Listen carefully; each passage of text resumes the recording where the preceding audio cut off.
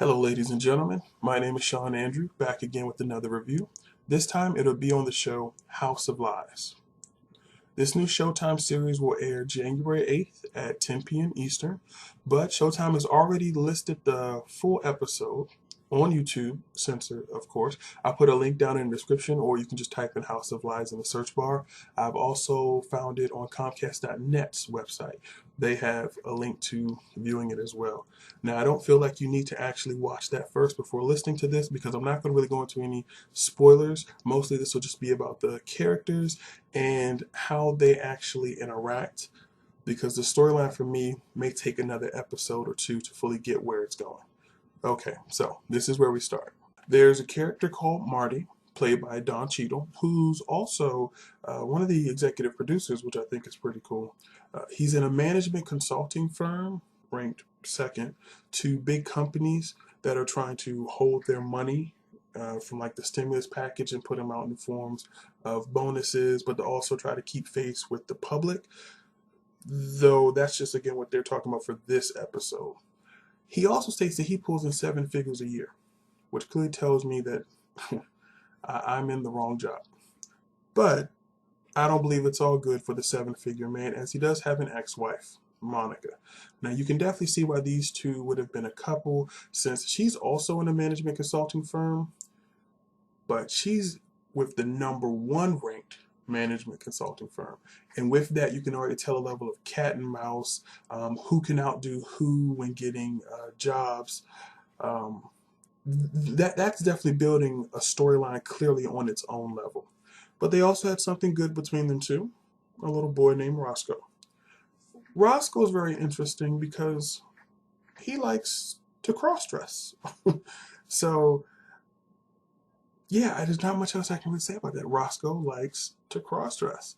And again, for this episode, there's a conflict with him wanting to audition for a female role. And it's interesting on how that's handled. But he's in good hands, though, overall, because his grandfather, Jeremiah, is a retired shrink. Or shall I say, super shrink, as Marty calls him. He's definitely very supportive. Definitely telling Marty, just a phase, let him kind of act it out, let him go through the steps, which is great. But you can also tell that there was a bit of a tension between Marty and his father Jeremiah when they started talking about, or at least a comment was made about his mother, Marty's mother, not Roscoe's. And they both kind of got quiet, and then Marty had to leave. So again, that's definitely showing that there's going to be more build about that, and you wonder what happened with Marty's mother. So from there on, they then take it to Marty's pod, as they call it. And these are other people that he actually works with in his particular team. You have Jenny, who's played by Kristen Bell. She seems to be another woman just trying to make it in a male-dominated world, that I could wear a skirt and still give one of the best presentations ever. But they allude to something, or maybe it's just me reading too far into it. But one thing, they talked about her wanting to harvest her eggs, which not saying a woman wouldn't want to do that. You then have it where she talked about that she doesn't need a man. She didn't directly say it. I mean, Marty actually made a comment to her saying it. And then, when it comes to a particular stripper scene, she knows how to get down. I hope they aren't trying to allude that she's a lesbian. I don't really think that's going to really make or break the storyline, but I think that might be interesting as well. Then you have Clyde, who don't really know too much about him, at least looking at strictly from this episode. He's smart. He doesn't really say anything that seems to be stupid. Seems to be generally liked by the other people. But then there's Doug. Doug did something where he was chewing with like his mouth open and just kind of weird. He also did this thing where he brought about a Harvard University or Harvard professor, and everybody just kind of looked like, oh, geez, here we go again. So he definitely seems like those kind of, I knew Michael Jackson before he died, and Pamela Anderson was just at my house yesterday. That person who always seems to have a story. That's what they're giving off from him. Outside, again, Doug and Clyde, that's the best I know. overall, those are all the characters that they've shown. There's a side character named April, which I hope they make her a reoccurring character. She's a stripper, and to see how that plays out is funny in its own right. There are two things I want to point out. One, they do this thing kind of called stop and goes, which that's what I've always called it. It's where everyone freezes and like the main character of that scene looks at the camera and starts to talk.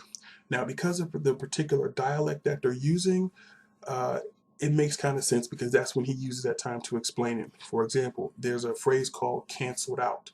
And I think it was Clyde who says, we can't be canceled out from this. And it seems like rather somebody else is going to get the deal or that you're going to get fired from that deal. I feel like the title canceled out is kind of self-explanatory, but it was good to kind of break that down. I just hope that they don't have to keep doing that because it was a little gimmicky. It was the same thing they did in Sex and the City in season 1 where they had this kind of stop and go thing. Just be out of randomly, somebody would explain their problems. And it just would feel, it would kind of throw the flow off just a little bit. It feels like, again, too much of a gimmick.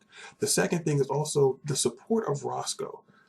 Coming from a black man, Marty, I think it's very interesting in its own right. I do hope that Showtime, because they've done the same thing what I talked about with Shameless, that they just kind of throw things in there to kind of cause controversy, but they don't really do anything to really handle it.